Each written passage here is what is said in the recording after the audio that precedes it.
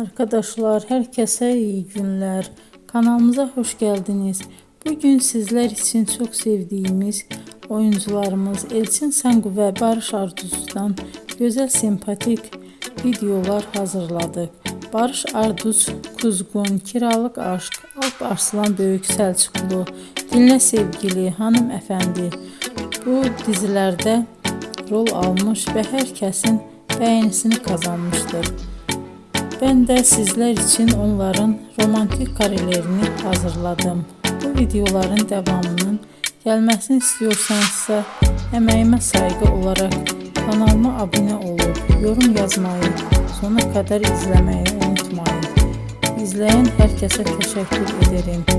Yeni karelerle görüşmek dileğiyle. Hoşça kalın.